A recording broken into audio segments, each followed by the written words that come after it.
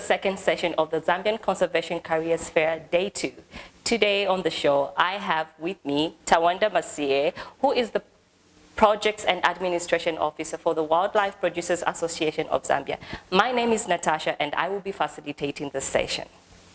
Before we actually get into our session, please visit the CCZ, which is the Conservation Careers Zambia website for job opportunities. We have a few job opportunities there. So to get started, my first question for you, Thawanda, I would like to ask you this question, which has been a very common question for our past speakers. What did you want to become growing up? So growing up, I wanted to be a pediatrician. Oh, great. Yeah. So a pediatrician is basically a children's doctor. So I wanted to be that person, that doctor that mothers came to in a situation where their motherly instinct could not do anything. They had to now bring their children to a doctor to take care of their child's ailment. Considering that mothers have this maternal instinct, which is so protective, being the person that a mother can surrender their child to is something that I always wanted. And of course, I love children. Oh, lovely. That's good to hear. Funny enough, we were actually having this discussion with the team. It's amazing how when we were growing up, we've got all these aspirations, and what we actually get to end up doing is totally different from our dreams when we are actually children. Which brings me to my second question. How did you find yourself in the conservation sector? How did you start your career? Okay, great. Thank you so much. Thank you for asking that question. So I found myself in the conservation sector or pursuing a career in conservation when I had an arrear in first year. So I was at the University of Zambia, and the plan was then to get into the School of Medicine. Unfortunately, or rather fortunately, in this case, I had an arrear in mathematics, and an arrear meant you cannot proceed to med school because you failed. So it was a really huge blow for me because I did not know what to do next. But in my desperation, I always knew that it's important to go to people who've walked this road ahead of me. And so I confided in one of my lecturers, who was Dr. Finus Lumbwe. So I saw her during a period when I was so depressed about what I want to do, what I do not want to do, what do I know? I'm really blank. So when I went to her, I pretty much explained to her my situation, and I said, so look, I wanted to get into med school, this is what has happened, what do I do next? And she says, what do you want to do next? And I said, I don't know, this is why I've come to you. So she pretty much just gave me an overview of all the courses that I had done in my first year. So we had a look at the mathematics, the physics, the chemistry, and the biology. And the biology part is what I really, really was interested in. And then we broke it down now in the biology, and she said, what is it in biology that you did not like? So I said, I didn't really enjoy the dissections because you really have to open up an animal from a specimen like a fish, then a frog, a reptile, which can be a lizard or a snake, and then a mammal, which is a rat or a mouse. I really didn't enjoy opening up animals to study the anatomy and the physiology and whatnot because, you know, I feel for the animals.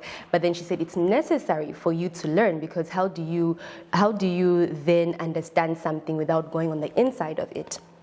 So I said, that's what I did not really like about my training. And she said, exactly. So how did you intend to be a doctor? Because doctors then proceed to now start dissecting human beings. So clearly, you're not meant to be a doctor. And maybe you need to look at your passion. What you told me about being a children's doctor is that you're drawn to vulnerability. Your instinct is to protect, to help, to heal. Therefore, you need to go for a profession which speaks to who you are as a person. So then she told me about ecology, and she said the basic course is biodiversity. Maybe take it up and see what comes out of it. It's just a basic fundamental course in your second year and see if you like it or not. And I took biodiversity, and that was the beginning of my ecology degree, and that is how I eventually majored in ecology and wildlife management, and this is how I found myself in the conservation industry. Do you ever regret taking that? No, I don't.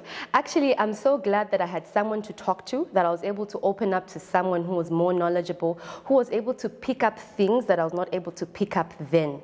Because I did not know that my personality, my character, the person I am can marry to what I actually can do, or rather my profession. So it speaks so much about a person, and it's very important to get advice when you're stuck and not wallow in your sorrow. So I'm glad I actually got that area in mathematics, because it then channeled me to the right direction. And there's this phrase that people use at UNZA that UNZA has a way of putting you where you belong, and I found my place. I actually also read from somewhere where it says sometimes we have to take failure as, you know how it just takes you somewhere else.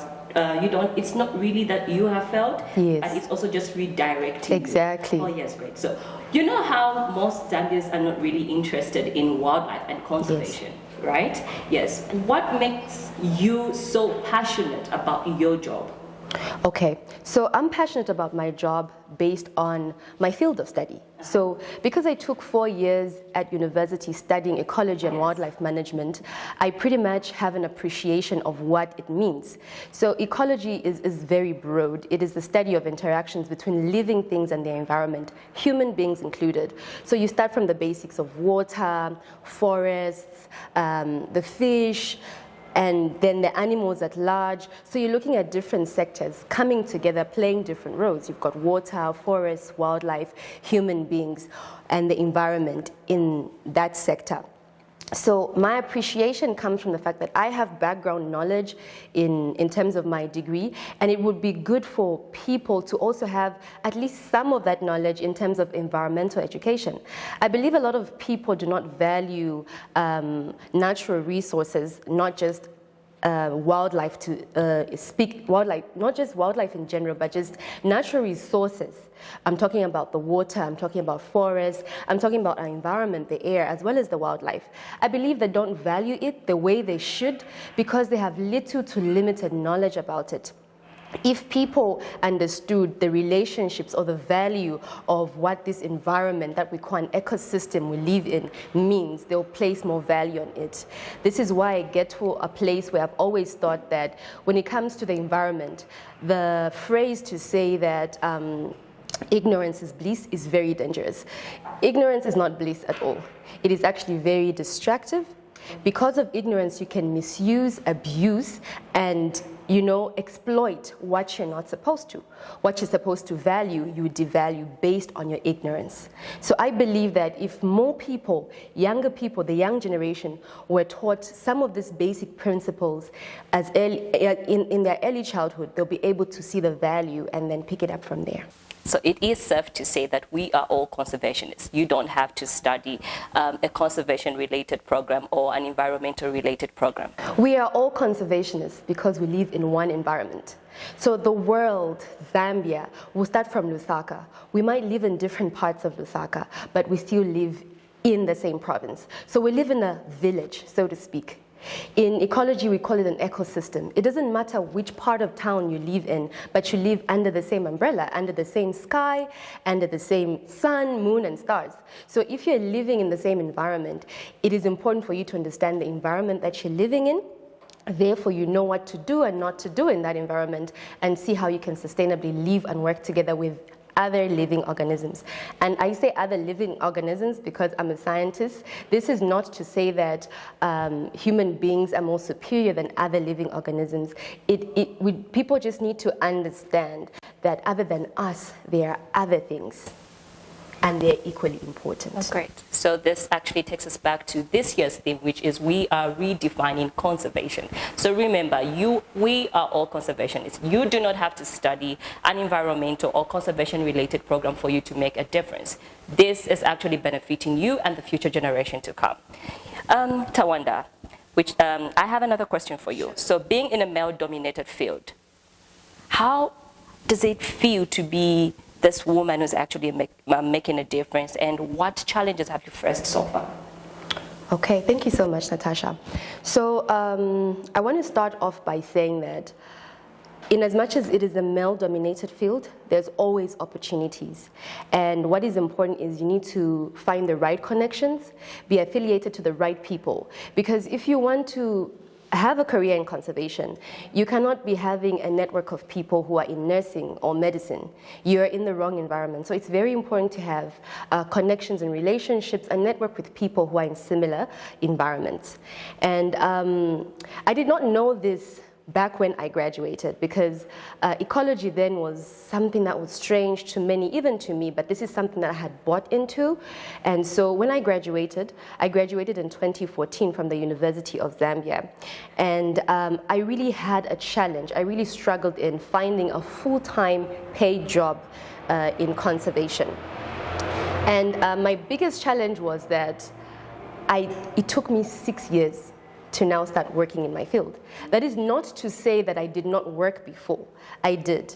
But I started off as an executive assistant, so I was not doing the science part of what I studied. I was developing skills in another field, which is still relevant to where I'm at right now. And then eventually I tutored at the University of Zambia, which is biology, which is still relevant to what I'm doing right now. It is until 2020 when I joined the Wildlife Producers Association of Zambia. And that is when I now started working full-time in conservation. And also prior to 2020, I used to volunteer a lot. Whenever I heard something was happening in conservation somewhere, I would show up. And that is how eventually I got to know people in the field, networked and whatnot. So my biggest challenge was getting into the conservation industry, finding a job. But when I got there, I understood that there were certain things that I could have done differently, and maybe things would have turned out differently. But regardless, that is still a story that other people can learn from. Yeah, and then secondly is that my other challenge was that I noticed that as we were looking for jobs, my colleagues and I, more of my male colleagues were being assimilated into the system as opposed to us, the females. And my challenge was, how come the guys are getting in and us ladies are being left out? And one person privately told me to say, but because you guys, you don't have what it takes to work in challenging environments. It's hard, and you guys need, these cushioned environments. And I said, the fact that you think that is very unfortunate, because I don't think I spent 4 years of my life at university studying for a program that I was not ready to get into the field for. Very true. Yes. Oh, great. The other question I also have for you is, what is the most enjoyable part of your job? Okay, the most enjoyable part of my job is fieldwork. I love fieldwork. In the field, I'm able to interact as not just a human being, but also as a living organism, so to speak. When I'm in the field, I'm able to interact with different people. I'm also able to interact with the animals that we preserve and conserve at WPAZ, which is Wildlife Producers Association of Zambia. And it's very important to interact with people from different backgrounds, social classes and whatnot, get to see how they view life and the way I view life, and share that information. The knowledge exchange, the interaction is really, really enjoyable. That is one of the best experiences that I have in my job. Great. If you're just joining us now, I have Thawanda Masiye, who is the Projects and Administration Officer for WPAZ, which stands for Wildlife Producers Association of Zambia. Which brings me to my other question. Sure. Thawanda, tell us more about WPAZ and how can one become a game farmer? Okay, so WPAZ is known as the Wildlife Producers Association of Zambia. We're a membership-based association, and our aim is to foster the growth of the private wildlife estates as well as community wildlife estates, food security as well as production, job creation, community development, and private sector development, as well as wildlife and wildlife habitat conservation. So with all those things that WPAZ does, we are looking to foster the growth of the private wildlife estates.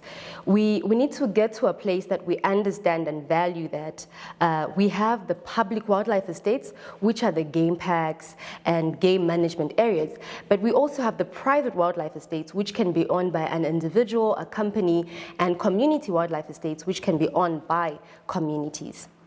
And so what this does then is that in our culture, a lot of people take rather eat game meat. And so what has happened over the years is that there's been a lot of pressure on the public wildlife estates, such as the game parks, and there's been a lot of depletion of the resource, which is the wildlife and the various game species. But when you look at the private wildlife estate, being a game farmer, you're farming game. You're able to produce at the rate at which people expect to harvest, so to speak. So you alleviate the pressure from the public wildlife estate, and you're able to now reduce poaching incidents by now providing game that can be readily available to people as opposed to poaching it in the wild. So the other question I also have is this notion, or I have actually seen a comment on Facebook where one believes that the game meat that actually comes from the wild animals that are actually in the GMAs or the game national parks are better than the ones that are farmed, okay? And they believe that maybe those are not as natural or healthy or natural as the ones in the GMAs. What would you like to say about that? So that notion is false. Because an impala will be an impala. Just because it's taken from one location to another will not change its taste, will not change its diversity. So what happens is that before a game ranch is even set up, there's what we call an ecological assessment that is done. So you have a piece of land, a farmland, and then you intend to have game. So you don't just bring game there and you start rearing it and, you know, it's not like that. It's a professional industry. Therefore, you also have to get permission from the Department of National Parks and Wildlife, that's DNPW, and they come and require you to do an ecological assessment. So this ecological assessment is what now will validate whether your land is viable or suitable to be a habitat for certain species. So even if you have game on your ranch, after an ecological assessment, you will know what kind of animals can be on that piece of land because the environment, which is the habitat, is what supports that game. So if you have those animals on that land, it doesn't mean that it's now less tasty. It is actually an ideal environment for that animal to live on. Great, lovely. How does your work contribute to the greater story, the greater conservation story? Yes, so I think I actually alluded a little bit to it. So with WPSZ, we have a wide range of members. We have full members who are game ranchers, who are actively involved in game farming. And then we also have associate members who are part of the value chain. And these are people like butchery owners, vets, translocators, game translocators and game capture companies, and also animal feed companies. So we work to bring all those people in the same environment so that we can create a value chain and people are able to work with each other. You know, game, in as much as game is wild, those are wild animals, sometimes it needs supplementary feeding because the season is probably harsh or there's a drought. So you can have a nutritionist who's able to say, so we sell this kind of feed for game, so you can come and buy it from here. And these are the nutrients that the game needs and whatnot. So you get the professional help that you need and you're able to provide your game with the correct nutrition or the correct water or whatever it is that it is deficient of. And also, the other thing that we do as WPSZ is bring a lot of players who can work together, therefore reducing the cost of doing business. When you bring people together, you sort of create a niche of how people can work together and work with each other, therefore promoting the industry. And also, one of the things that WPSZ does is that our game farmers reserve land. So this is land that could be used for other agriculture purposes, but it's used to farm game, which is wildlife conservation and wildlife habitat conservation. Because believe you me, Natasha, you cannot get an animal from one place and move it to the next and think it will thrive. No, it has to be the correct environment. It has to have proper water, supply, food, and all of that. So by creating that environment where animals can thrive, we are contributing to wildlife conservation and wildlife habitat conservation. So that now leads to a place where we do not have so much environmental degradation and habitat degradation. So we're conserving the land, we're preserving our wildlife, and we're also providing legal meals, legal meat for the for the rest of our communities, because when a poacher brings game to you and it's usually dry, you do not know whether you're eating an impala or a wild dog or hyena, and believe you me, some people get to eat those animals because they don't know what was brought to them, as opposed to when you get to a game ranch or when you buy your meat from a game farmer, they'll be able to say this is a carcass from an impala, and you'll be able to tell. You know, they have the vet department that do the testing, everything is done in a professional manner. Therefore, the conservation industry is preserved and business continues. Great. I hope you now understand why we are always insisting on buying legal game meat. Yeah. Oh, great. Thawanda, for some people who are just joining us, we've got a question in the comment section. Somebody wants to understand, or somebody wants to find out from you what motivated you to get into this career. I know you touched on this earlier when we were starting, but I think for somebody who's just joining us now, what motivated you? What actually just gave you this passion to just join this career? Okay, sure. So when I had the chat with my lecturer, Dr. Lumbwe, I sort of now understood that there are certain things in nature that need protection. Because as human beings, without certain information, people tend to abuse or misuse what they have. So when I got into conservation, or rather in my early years of my education, I was at a place where I was thinking, so when I start working, where do I work? Where does an ecologist work and whatnot? And I pretty much did my research. So when I got to tell my mother about it, she was like, this doesn't make sense to me. It sounds like you want to become a game ranger. And I said, no. It's not a game ranger. I don't want to become a game ranger. I have so much respect for game rangers because these are people who are constantly putting their lives on the line to preserve our wildlife. So can you imagine how noble this career is, to the point that someone can sacrifice their life, put their life on the line to preserve something? Because if something was useless and it had no value, I don't think people would put their lives on the line for it. If something is worth losing your life for, then it must have a lot of value. So when I found out all those incidents of poaching and, you know, game rangers dying or game scouts dying, it was very unfortunate. But what I felt was important is having the understanding and the knowledge of the science behind the conservation industry and knowing what the value really is about ecology and wildlife management. So before we even go to the wildlife, I'll give a very simple analogy of a food chain. We call it a food chain. Of maybe a daily food chain.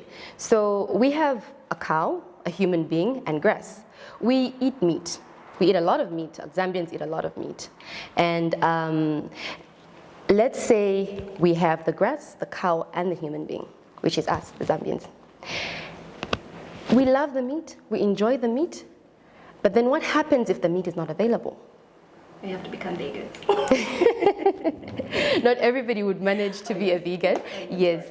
But the point is that everything from the grass to the cow to the human being are very important. So if you have the grass, which is the food base of the cow will be able to enjoy the grass, and then the human being will be able to enjoy the cow.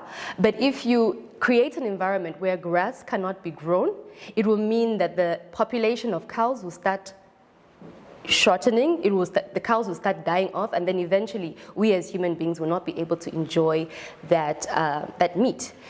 Okay, great. Oh, lovely. I can see we have a lot of questions from our viewers out there, but due to time, Thawanda will actually respond to all your questions in the comment section. Thawanda, last but not the least, what advice do you have out there for the upcoming conservationists, especially the young ladies out there? Okay, so my advice to young ladies is dream big. Dream big and do not let anyone intimidate you or bully you out of your dreams. You got this. Yes. You know, your career is something that you do for the rest of your life. This is a journey, this is a path. Sometimes people get to change what they decide to do, but it's always good to get it right. But, you know, there's some people who try to talk you out of your dreams and careers. Never allow them to do so. You know, treat those people as stepping stones and not stumbling blocks. Because for everything that you're going to do in life, you will face opposition. Anything good, you will face opposition. And it is very important to know that don't let people pull you down, because the sky is not the limit. You have so many more things that you can do. Which also brings me to one last point about working in conservation. I've got to work with a lot of people who are hardworking, who think out of the box. Let's say, for instance, the bracelets I'm wearing right now. These are a signal of, an identity rather, of lozzies. And a long time ago, people used to poach the elephant to get the ivory, but right now, today, people are selling these bracelets, which is just a combination of cow horn and a stone, and people are still able to enjoy their identity and not poach. Oh, great. Thank you so much, Thawanda. You're welcome. Thank you so much for joining us for our second session, day 2 of the Zambian Conservation Careers Fair. Have a lovely day.